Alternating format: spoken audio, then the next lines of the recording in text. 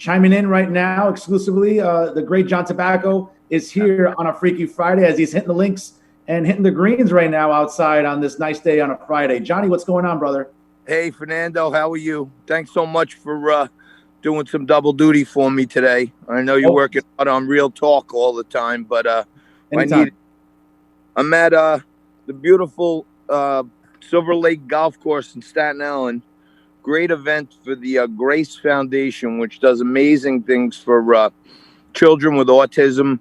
This year, a great friend of the Grace Foundation community passed due to COVID, Anthony Iraci, and his brother Roy and his good buddy Bill put together today in memory of him. So, aside from usually being the blabbermouth host of Liquid Lunch, I try to do as much as I can to keep things in perspective and help out with the community. And in keeping with Liquid Lunch, Fernando, we sponsored the beer and beverage cart today. So everyone is enjoying some beer on on behalf of Liquid Lunch. So I had to really be here for my good friend and for a great organization that I do some stuff with. So I really appreciate you coming in and helping me out, brother. Hey, John, anytime. I appreciate you thinking of me. John, I love the hat and I love the outfit. Obviously, you have to play comfortably. Now, listen, I think our entire audience wants to know, what's your usual handicap? I mean, are you willing to disclose that on the air today? Well, I'm an 18 handicap, so, I may have a nice outfit and everything and look good, but I still stink. But we're out here for a great cause. We're not trying to win the green jacket or anything. Sure. See a bunch of people that do great things in the community. And of course, the today, due to the terrible news this morning that the president got COVID, I figure I might as well honor him today and wear my Trump hat. So I'm representing Trump even while he's off the campaign trail. Fernando. No, listen, John, during my opening segment, I talked about a lot of the vitriol that the left is sort of bestowing on him today. Like, listen, I make fun of liberals all the time on my programs. I would never wish harm on Joe Biden or Kamala Harris or even Nancy Pelosi. I mean, I just think it's sickening when you're seeing so many on the left, activists or pop culture figures just sort of like posting memes and being celebratory. There's nothing to celebrate with someone having COVID because we all know someone that's been affected by it. I think it's disgraceful. Fernando, I would never wish death on anyone. I've said some terrible things about some of our local leaders. If I were to wish death on someone, the first person would probably be Bill de Blasio, but I'm not that guy. You know what I'm saying? But and then maybe Nancy Pelosi. But, I don't want Joe Biden to get COVID. I don't want anyone to get COVID. And I have to say, I always rip apart MSNBC. They tried to trick us this morning. They started the show by saying, hey, you know what? A lot goes on, but we wish the president and Mrs. Trump a speedy recovery and all that. But then they went on from there to continue to talk about, well, if he wore a mask and if kids wore the mask and, what if something worse happens to him and who's next in control, compensate.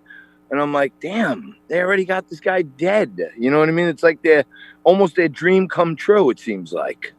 John, listen, I'm with you, bro, and I'm just as disgusted seeing a lot of the sort of negativity again levied against the president and people saying, oh, look at the irony about not wearing masks and look what happened to him. Listen, now's not a time to be petty and downright childish. And again, we can have humor like you and I have against liberals, but Jesus Christ, I mean, yes, taking it to this all-time low. I mean, it doesn't surprise you from some people on the left because they always talk about, oh, when they go low, we go high. No, they're not. They're going as low as possible today. It's really disgusting, John.